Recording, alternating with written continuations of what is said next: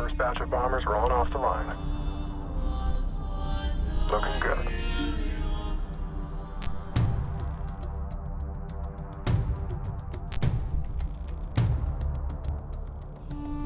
Homeworld 3 is a 3D strategy game set in space, but it's incredibly cinematically compelling. When we were first starting up on Homeworld 3, we were thinking, what are some of the coolest spectacles you can think of in the universe that you would want to play in or around? In essence, Homeworld 3 was really our original dream of Homeworld 2.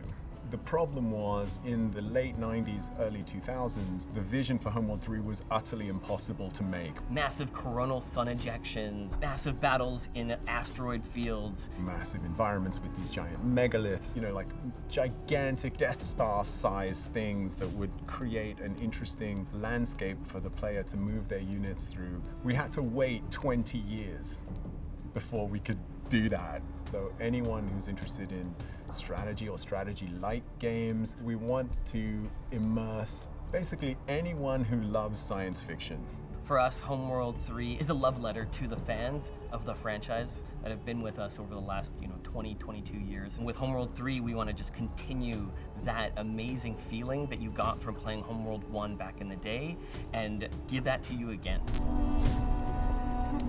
You can play Homeworld 3 at the pace that you want to play. Tactical pause are going to allow you to actually just pause the game 100%. We have a classic controls, which you'll know and love from Homeworld 2, and then we have our modern control scheme. And that one is built around FPS controls that you know and love from the games that you've played before. So MOBA players, RTS players from other games will be able to quickly understand, okay, if I want to go somewhere, I just click on this element here. Cinematic combat is such a huge pillar to the franchise. We want you to be able to get in there, find the coolest camera angle, and enjoy the spectacle. For anybody who's never played a Homeworld game, they'll be able to get right into the action.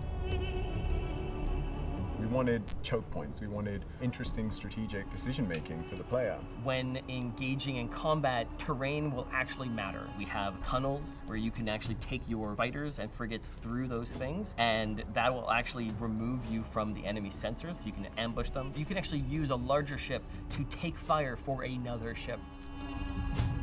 So in Homeworld 3, we focused a lot on what wasn't already available for us within Unreal. We wanted to figure out the more distinct views that the game would have that separate Homeworld from any other game, which is mostly the skybox and the lighting to give that feel of being in space. When you go into a nebula, the ship understands how much coverage it has from that, which will affect the concept of fog of war in the game. We knew that we wanted persistent damage on the ships, and so then we focused on what that system would be like. You'll see the history of your battles as you go through the whole campaign. Please wishlist and pre-order the game.